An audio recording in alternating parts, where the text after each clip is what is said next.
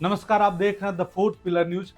बात बिहार के इस एपिसोड में आपका स्वागत है। हम बात करेंगे बिहार में विधानसभा चुनाव होने वाली है, जिसकी बिगुल फूंक चुकी है। आज बिहार वासियों का एक सवाल है आज की सत्ताधारी दल और विपक्षीय दल से कि बिहार में चुनाव के कुछ दिन पहले जब महागठबंधन के साथ माननीय नीतीश कुमार की सरकार थी और उस समय उप मुख्यमंत्री माननीय तेजस्वी यादव जी थे, तब बिहार में जाति जनगणना कराई गई थी। अब सही वक्त आया है बिहार में, जब चुनाव का बिगुल फूंक चुका है। बिहार वासियों का ये सवाल है माननीय तेजस्वी यादव से और श्री नीतीश कुमार से कि क्या ये जाति जनगणना केवल एक राजनीतिक साजिश थी या इसका कोई विशेष उद्देश्य था जिसका लाभ बिहार की जनता को मिलने वाली है। आपने जाति जनगणना कराया, कोर्ट से आपने झटके भी खाए, उसके बावजूद आपने लड़ करके भी जाति जनगणना कराया। इसमें कितने आए और कितने व्यय हुआ इसका कोई ब्यौरा अभी तक न जनता के बीच रखी गई है, न कुछ हुई है। कई बार कई पत्रकारों के द्वारा ये सवाल किए गए कि जातिगत जनगणना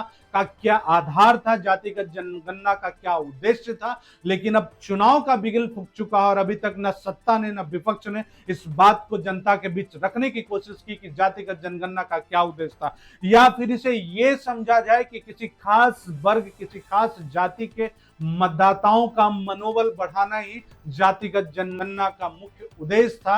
अब इस बात को आप ऐसे समझ सकते हैं कि बिहार में जातिगत जनगणना तो हुई, इसमें पूरे शिक्षक को, आंगनबाड़ी को और कहीं ना कहीं सारे सेविकाओं को, स्वास्थ्य कर्मियों को भी लगाया गया कि आप बिहार की जातिगत जनगणना को कम समय में व्यापक स्तर पर करके इसे पूरा करना। और कहीं ना कहीं सारे सरकारी कर्मचारियों ने अपनी इस ड्यूटी को निभाया भी। जातिगत जनगणना हुई, उसके आंकड़े भी आए।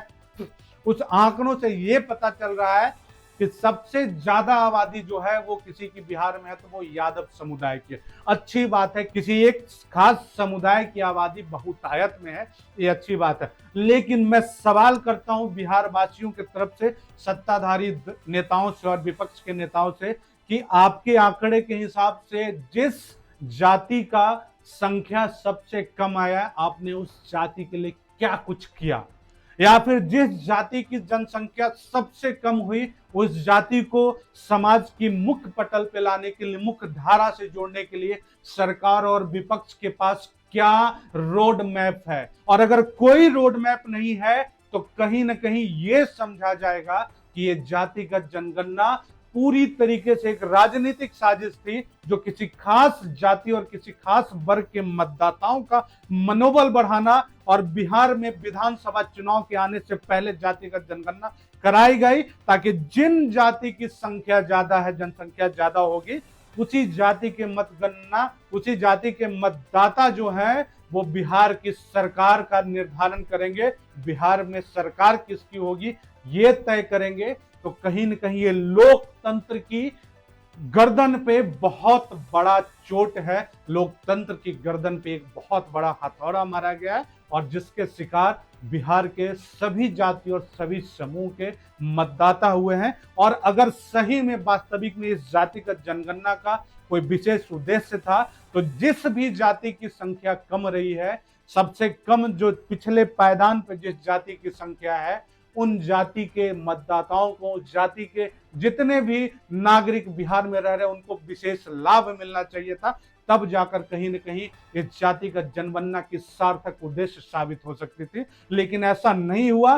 बस कुछ खास दल के नेताओं ने अपने खास जाति की बहुसंख्यक होने का दावा किया और उन्होंने पूरे मूंछ को ऐंठते हुए ये कहा कि सरकार तो हमारी ही होगी क्योंकि हमारी संख्या सबसे अधिक है। अगर आपकी संख्या सबसे अधिक है तो आप बिहार को क्या कुछ देने वाले हैं? या जिसकी संख्या सबसे कम है उसे बिहार में मुख्य धारा पे लाने के लिए सरकार और विपक्ष के पास कोई रोड मैप नहीं है।